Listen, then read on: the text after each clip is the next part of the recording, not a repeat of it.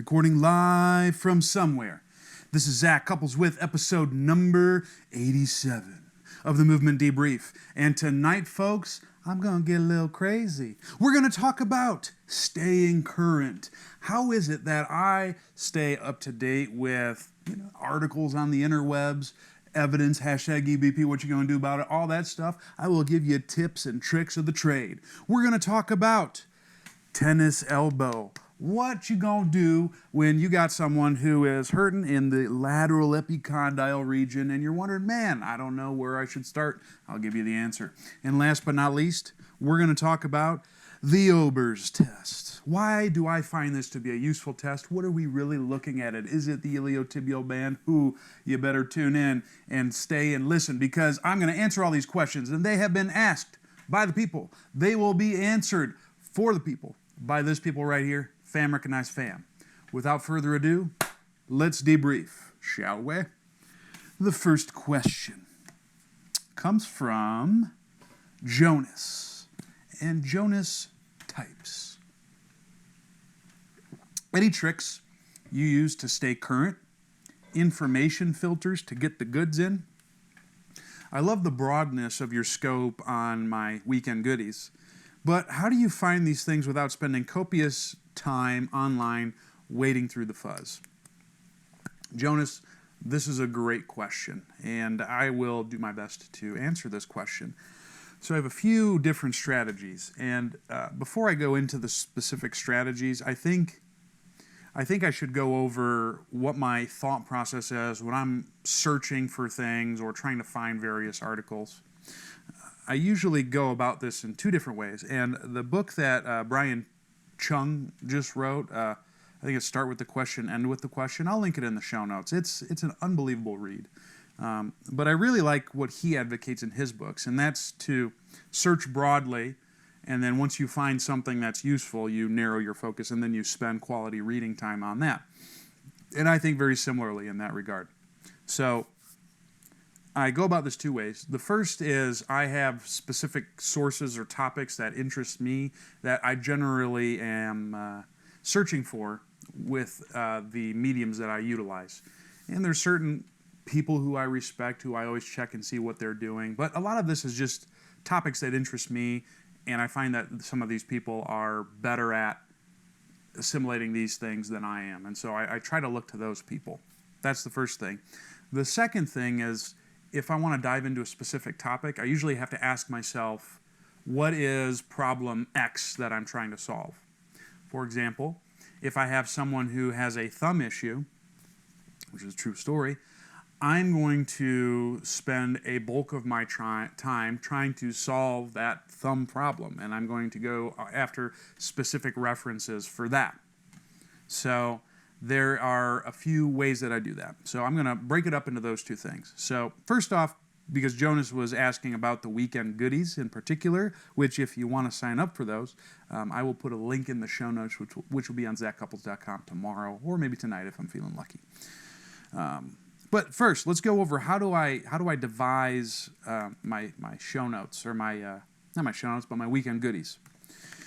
So there's a few places I look. I have a few different blogs that I subscribe to. If you go to zachcouples.com/resources, you'll find a lot of the blogs that I like, and I'll link that in the show notes as well. But I have those set up on an app called Feedly. And Feedly is basically an RSS congregator. So it will take feeds from all your favorite blogs and websites, and it'll put them into one place. And so every day I'll click on my Feedly, and I'll just run through the blogs, and I look at the titles. That's how I decide what I'm going to read and what I'm not going to read. If a title strikes my fancy, I'll dive a little bit into it. Once I dive into it, and I'll just kind of briefly skim through whatever that person has written, and if it's still good, it still passes my test of, oh, this is interesting, I need to learn this, then I'll give it a full read. And then if it is a great article, makes it to the goodies. And that's usually how I approach my broad-based reading to find different topics. Feedly is one place that I look. Another thing that I look at is Lifehacker. I love that website. It has a wide variety of ways to hack life. You'll have topics ranging from business stuff to interacting with people to health-oriented things, although usually those are pretty crappy. And it's got a bunch of tech stuff. And there's a lot of websites off of the Lifehacker brand that I really, really like. So I go to that website quite a bit as well to find some information. And then the last thing I search mostly is Pocket, which I will link. And basically what Pocket is it's an aggregate of it has like a bunch of different articles that are recommended to you. And, sometimes if I find an article off of that, then I'll go ahead and listen to that. Or go ahead and read that, I should say. Another place that I will look sometimes is my Google app. Google has some pretty solid news. So I usually, not every day, but maybe like every other day, I'll go through all of those websites, see if there's anything that tickles my fancy, and then that might just spurn an interest, and I'll kind of go dive into that topic. And that's really how I consume just broad material is through those mediums. And then it's just find a title that is intriguing to you. Once you got that, then it's a quick skim. Once you got a quick skim, then you would go ahead and share it with someone and read more in depth. In terms of podcasts, the app I use is Pocket Casts, but I've come across a bunch of podcasts over the years that have resonated with me. I have some of my heroes, so to speak, who have podcasts who I listen to, and that's typically how I go through my podcasts is, if I got a long car ride, maybe I got to drive 2 hours to go to an airport or something, I'll go through some of my podcasts that I haven't listened to in a while, and if I find one that's intriguing, I'll share it with the fam. And that's usually the only time I consume podcasts. And it's not the whole drive, because I also think, too, with all of this stuff, I want to be clear that I'm not spending all of my day consuming something. I've been spending a lot more time thinking, trying to stay off devices, and just assimilating stuff that I've learned. Because I find that with information overload that we have nowadays, we don't spend enough time on the offside of consuming, or just thinking, or even creating. And I've been trying to be more purposeful about doing that. And I find that when I do that, not only do I retain better when I go back to consuming some material, but I also think that I can apply more effectively because I can be creative in my mind. I can think about, okay, I just read this article. How does it apply to the person in front of me, or a colleague, or even myself? So just because I do have these things, don't think for a second that I'm just consuming information nonstop. And I would encourage the same for you. You should take time to think. You should take time off of websites, off of podcasting. Maybe you should just cook in silence, and that can have profound effects on your learning and your knowledge and your ability to apply it and be creative. So just a little soapbox. Let me step off that real quick. Those are how I consume broad-based things. If I have a specific topic that I'm interested in, and maybe I'm going to dive into the research or whatever, I need to do that. Usually what I'll do is I'll either get book recommendations, either from colleagues or from friends, which too, that's another way I'll get goodies, is through recommendations. I will scour PubMed, or I will ask a PubMed-based question. Or what I also do is I actually subscribe to quite a few journals. I don't have a list of all the journals that I subscribe to. It was something I was bored one day, and I decided I'm going to subscribe to all these journals that I find interesting, ranging from JOSPT to Sleep to The Lancet. And if you subscribe to their alerts, they will send you journals on a daily basis often, because there's always new research coming out. And what I'll do is, if I find an interesting topic, I will request that article through my virtual assistant, Chris, who I think is tuned in. Appreciate you, big dog. And actually, kudos to Chris, because I don't have time to scour all of those emails. And Chris is amazing at finding articles that are worthwhile to me. So I have someone else actually scan the articles, find the intriguing ones, and then I scan those. Same process. Title looks good, cool. let me read the abstract real quick. Wow, this actually might be a useful article. Then I request it to Chris, and I actually put it in what I call ZachMed, which is a list of all the articles that I have based on topic. And whenever I have a problem come up, usually I'll scour my ZachMed and see what articles I've accumulated over the years. And with my breathing talk and my pain talk that are on my newsletter, that's exactly what I did. I really didn't have to do much PubMeding because I had a litany of articles that were very recent because I'm getting all these updates constantly. And so I was just able to go through ZachMed, get most of the articles I needed for my talks, then briefly research a few questions here and there via PubMed. I was good to go. So I encourage you, if there's topics that you like, you should, or journals that maybe you're doing a research on something and you find a journal that has a specific article that you like, you may want to get alerts from that journal. Because maybe that journal produces an even better study a couple months from now. So I strongly encourage that you do that and then go through the same exact process that I did with some of my broad-based stuff that's usually outside of the field to figure out what article's best. And that's really the way that I keep current. I have a couple books going here and there. I don't always read. There's some nights that I don't study because sometimes I just need a break from that stuff. And I really try to tailor my learning to something that is right, that is important and meaningful to me right now, so I can apply that. And then if I can apply that information, I'm more than likely to retain it more effectively. And I would encourage you all to do the same. So to summarize, I have a bunch of different ways that I find my stuff. So you can have different ways to find your stuff as well. But I think the big keys to staying current is making sure you have a problem or a goal in mind. You explore topics that you like, not just within your field, but also outside your field. And once you have that, it's a matter of skimming the titles. You find a title, skim the article or skim the abstract. If it looks good, take it or read it then. And if you do those things, you ought to be in business. You ought to be able to stay current. And most importantly, do not be consuming information all the time. Don't hesitate to take time to think, learn, let things consolidate, let yourself be present within yourself. And I think you will notice a big shift in your ability to retain information as well as apply it. So Jonas, that was an awesome question. Thank you so much for answering said question. The next question comes from my dude, my favorite Kiwi, Marcel. Sure, mate. Marcel writes, this could be a question for a podcast, and indeed it will be. After you've restored variability, do you do anything particular for tennis elbow? Is there any value in doing wrist extensor strengthening or eccentrics, or would you just build strength through the upper limb generally? Marcel, this is a great question. So let's talk about tennis elbow.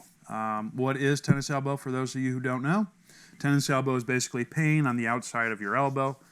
And, confirmation tests would be if you get a little pain with resisted middle finger extension or the ring finger, and possibly index too. Anything that stresses the extensor tendons.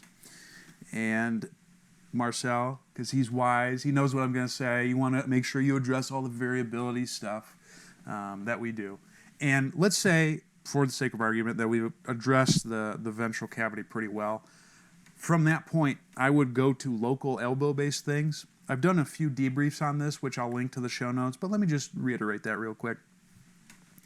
If you see someone who's got elbow hyperextension, you're generally going to do things that drive elbow flexion to go the opposite direction, so we can increase the concentric orientation to allow that hyperextension to not occur. And then vice versa, if you see someone with a limitation in elbow extension, you're probably going to drive more elbow extension. I also will check supination and pronation, and based on whether someone has a limitation in pronation versus supination, I will put the forearm in that position, do either my curls or do my tricep extension-based stuff, and many times that will be enough to restore elbow variability.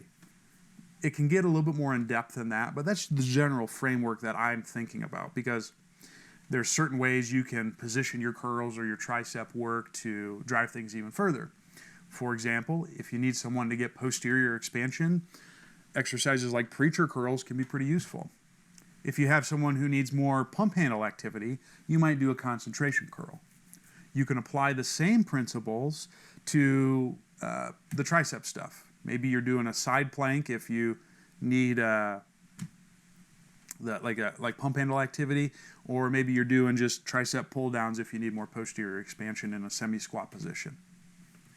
Once I've done that, then we can dive even further to some potential local stuff. One thing I think you should always consider with someone who has tennis elbow is neurodynamics.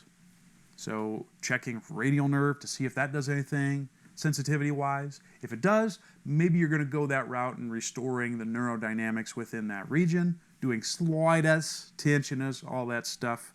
I can link, I have the radial nerve test in my show notes. I'll link that. And I'll link some of my favorite radial nerve techniques as well, because I care about you guys. So I will oftentimes do that. Also, aside from local-based things, before I go into the concentric, eccentric stuff, you probably want to make sure that neck mobility is restored as well. There's some research I read way back when. I'll see if I can find it, but no guarantees, people, where they did some treatments to the neck despite not having neck pain for someone who had elbow pain, and that got improvements. So I think it was a manipulation. I'm not saying you have to manipulate, but you want to make sure neck range of motion is also in check. Once you've done all of that stuff, you've done your radial nerve stuff, that's when, and that's probably the only time I would be doing your isometrics, concentric, eccentric stuff.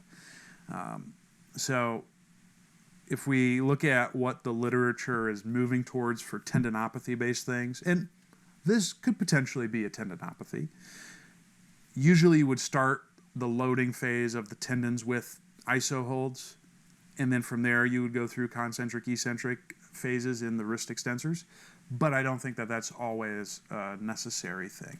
And in fact, for the people who I've had tennis elbow, I probably will get to the local elbow stuff in terms of doing curls and tricep stuff, and I haven't really had to go much further beyond that.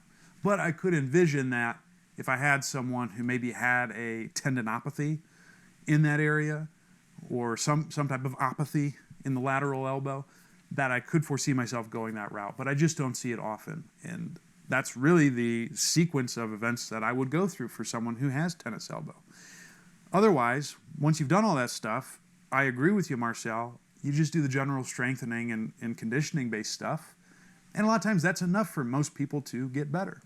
And that's emphasizing not just pushing and pulling, but whole body stuff. And that's usually what the tail end of my rehab looks like for most people, is it looks like training. And that's how I think it should be. So to summarize your wonderful question, Marcel, for tennis elbow, of course, take care of the ventral cavity first. Once you've done that, you'll want to do some local elbow stuff if there is a loss of variability within the elbow. What that would entail is making sure you check your elbow ranges of motion, and depending on what you find, if you have elbow hyperextension, you may want to consider bicep curls. If you don't, you may consider tricep stuff. Place the arm into relative supination or pronation, depending on what's limited. If you had someone who needed posterior expansion, you might do stuff in the front, like your preacher curls or tricep pull downs. If someone was more pump handle limited, you might start thinking about side planks for your tricep stuff, concentration curls for your curl stuff. Once you've done that, please check the neurodynamics, make sure the nerves are sliding and gliding effectively, and then, and only then, as you're doing your upper body conditioning, do I think it's probably worthwhile to throw in your iso holds, concentric, eccentric. Jen, I will link some tendinopathy stuff in the show notes. Jen on Facebook asked if I have any debriefs on tendinopathy. I think I've written out about Achilles and a few others, so I'll make sure I link that as well. But that's all I got for that. So, yeah, Marcel, unbelievable question. Thank you for that. Now, you heard me talking about all that elbow stuff, and you're probably wondering, well, Zach, you kind of glossed over the ventral cavity management, like that's step one. What do we do about that? How do I get movement freedom in the thorax and in the pelvis, because that can have an influence on shoulder motion? Or maybe you had a person, you're training them, and they had tennis elbow, and they're all good, but they can't press overhead for a hill of beans. And you're probably wondering, man, How do I get my peeps to do that? Am I missing something? Because I know sure as hell I'm coaching that move pretty well. Well, I got an answer for you. And the answer is, are you ready? Are you ready? It's Human Matrix. And it is coming your way this year, quite a few places, folks. And here's where I'm going to be. Are you ready? I'm going to first be August 3rd and 4th in Cincinnati, Ohio. The early bird is coming up on that July 5th, so you probably want to sign up right quick. Otherwise, that price is going to go up. Which, hey, you want to give Big Z a little more money, I ain't mad. After that, August 24th and 25th, Vancouver, British Columbia, to my Canadian peeps. I hope to see you all there. September 21st and 22nd in Raleigh, North Carolina. October 5th and 6th in Boston, Massachusetts. And the new edition, November 23rd and 24th in New York, New York. We will be there. And last but not least, for this year, December 7th and 8th in Orlando, Florida. So I definitely hope to see you at one, or hey, maybe multiple. Maybe you want to follow me around. I mean, I don't know why, but maybe you do. So hopefully I see you there. The last question comes from Tim. And here's what Tim asked me. Following implementation of a specific exercise intervention, why do you utilize the Obers test to get an idea of beneficial change? I have an idea of how the Obers test could perhaps give the PT a picture of pelvic position of the patient, but I am having some difficulty tying together the concepts of it all. Thanks, Zach. Any input would be appreciated. Great question. So for those who don't know what the Obers test is, I will link a video by my good boy Doug Kachijian at Resilient. You'll definitely want to check him out as well. He is a great human being. Hey, Julia. So Obers test.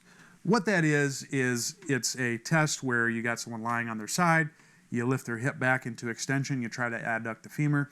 Conventionally, it was thought of as a test for iliotibial band length.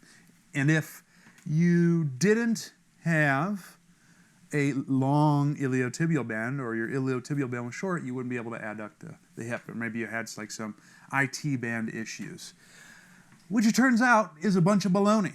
And I will link the test, or the study I used to link a bazillion times, an anatomic investigation of the Obers test, which they demonstrated. They did the Obers test on cadavers, they cut the IT band, range of motion didn't change. So that was a problem. So we can agree that it's not an iliotibial band test based on that study. What's it looking at otherwise, though? Well, I think it's just a simple measure of hip extension and adduction. And that's really it. It can be limited for many different reasons. So, for example, if, let me see, I got my pelvis here. If the pelvis orients anteriorly or the sacrum nutates, those can be two different things. Thank you very much. Because you can have many different ways that this could fall forward. When that happens, there is a concentric orientation, or a tightening, a contraction, whatever, of muscles on the front side of the pelvis, namely your hip flexors. All right? As that happens, as this muscle contracts on the front, the joint space is reduced on that side of the hip joint. There is an eccentric orientation or contraction of stuff on the backside, glutes, hamstrings, the short hip rotators, all of that. And so there's an increase in joint fluid on the posterior aspect of the hip. So then, if I can't reverse that for whatever reason, I pull the femur into hip extension. Well, now I have an issue where I can't slosh the fluid in the joint capsule forward. If I can't slosh the joint capsule forward, then I can't get into hip extension, because now I have a loss of the local joint dynamics. Because a normal joint ought to be able to move synovial fluid in all directions. And if you have a loss of movement in a specific direction, for example, then you probably aren't moving that fluid effectively. And that could potentially be one reason why the hip joint is limited in hip extension. The Obers test is a horrendously convenient way of testing that passively. From that point, you would have the same thing. If you could get someone into extension and they can adduct, well, that would just be testing another range of motion that would signify that there is fluid dynamics available in that joint. And that's really all it is. I don't think there's anything super special about the test itself. I think you could test hip extension and adduction many different ways. But I really think what you need is a comparator test. You need something that if you do a particular intervention and then you do the test, you do a particular intervention and then you retest, you want to make sure that you're heading in the right direction. Hip range of motion is a convenient way of looking at that. And we think that looking at hip extension and adduction via an Obers test as an example, that might be able to tell you that this individual is able to have full movement options available at the pelvis and the femur, at least in this direction. And that, by this direction, I mean the sagittal plane. Obviously, the hip adduction component would be the frontal plane, which would tell you how the pelvic dynamics, namely the, my fractured pelvis, the infrapubic angle would be able to narrow and relatively widen. Let's say you don't like the Obers test for whatever reason. Maybe, I don't know, Frank Ober's you got some beef with Frank Ober. That's fine. Things you can do, you just need to find other ways of testing hip extension and adduction. A lot of times when I'm working with people online and when we're trying to restore their movement capabilities, I don't have the luxury of being able to test that passively. But you don't need to be able to do that test to be able to appreciate if someone can extend their hip or not. Many times what I'll do is a test that I got from Bill called the standing propulsion or the load propulsion test. If you don't know who Bill Hartman is, shame on you. I'll link him in the show notes as well. But basically what that shows is, can I keep the hip extended while driving the opposite hip in flexion? You can use a split squat if someone is either excessively arching their lower back or they have hip flexion when they go into the split squat. That would signal that there is a loss of hip extension. You can use a sprinter step up. You can use sprinting. You can use really just about anything to show you that this pelvis is oriented anteriorly and it got that way somehow. We don't know how. You'd have to do other testing to surmise why that could be. But if you do those things and you have a test that shows a limitation and then you perform some type of intervention to go after that, well then you know that you're heading in the right direction with your stuff. Just as if you're working with a fat loss client, you probably want to measure body composition in some way, shape, or form to let you know that your interventions are heading in the right direction. And we want to do the same thing for movement. Ober's test is a convenient way to do that, but you can use any other test. So to summarize your question, Tim, why is that useful? The Ober's test is a useful measure of hip extension and adduction, and that's it. If I don't have hip extension and adduction, then that means the hip is likely oriented, or the pelvis is likely oriented anteriorly. That's creating a concentric orientation of the hip flexors, which based on how the fluid dynamics work in the joint would probably limit your ability to extend the hip. And so I look at that as my range of motion measure. Basically, though, there's nothing necessarily special about that test in particular. It's a convenient passive test, but you can look at many other ways to appreciate hip extension. Any type of split squat is good, sprinter step up, standing propulsion, single leg stance, sprinting, anything like that where you see a loss of stacking of the thorax, pelvis, and the femur. Chances are there's probably a loss of hip extension and you would need some type of intervention to improve upon that. And I think that's all we're going to talk about tonight. I think that's a good stopping point. I want to thank all of you beautiful, sexy, outstanding people for tuning in. If you'd like to learn more about some of the things that I do, go to zachcouples.com. You'll want to subscribe to the newsletter while you're there. Some of the goodies that I talked about in the beginning, you'll get access to that. If you sign up for the newsletter, you'll get a free acute to chronic workload calculator, almost 5 hours of talks, discounts to potential products, all types of wild and crazy, really good stuff. I hope to have you there. I also offer a few different services on my page. Maybe you are one of those people and your split squat isn't feeling so hot, or you are having some issues with sprinting and you're not moving as well as you'd like to. Or maybe you're a coach and you're just, you're kind of beat up. You're not moving as well as you'd like to because you're on the floor all day and every day. And you're like, man, maybe if I got a little bit more movement, that would help me. I can do that for you because we offer online movement consultations where I will take a look at your movement capabilities. We'll figure out what you can't do, give you some stuff that you can do. Appreciate you, Rod. And hopefully that helps you out, helps you get back to whatever your goals are. I can also take that to the next level because that's one piece, but we have to ensure that we are living healthy lifestyles, that we're doing things to make ourselves better, that we're performing good stressors to help us grow and adapt. And that's where training comes in. So I can take that to the next level for you as well, because we can take some of those movement things that we found limited via your movement consultation and apply that to higher intensity stuff in the gym. So not only do you help those changes stick more effectively, but then you get better beyond that. So that's another service that I offer. The last one, if you don't know how to do that with your peeps and you want to find out, hey, how do I do this stuff with my peeps? Maybe how do I incorporate an Obers test? Or how about this? Maybe I got some peeps who have tennis elbow. Maybe I'm the local tennis elbow specialist, and the stuff that you were doing is intriguing, and I want to learn how to do more. Well, I can mentor you through that. We will find out what your limitations are, your big holes in your game, if you will. We will do things to help you fill those holes, and most importantly, help you and your clients reach their goals. Once you've scoured ZachCouples.com, you can find me on iTunes and Stitcher. Look up the Zach Couples Show, because guess what, folks? There are 86 other debriefs. You might not want to look at me for all of them, so definitely sign up there, leave a review on iTunes and Stitcher so we can help the fam grow. Otherwise, you can find me all over social media. I'm on Facebook /ZCouples. Twitter handle is @ZCouples. The Instagram, baby, is Zach, ZAC, Couples, CUPPLES.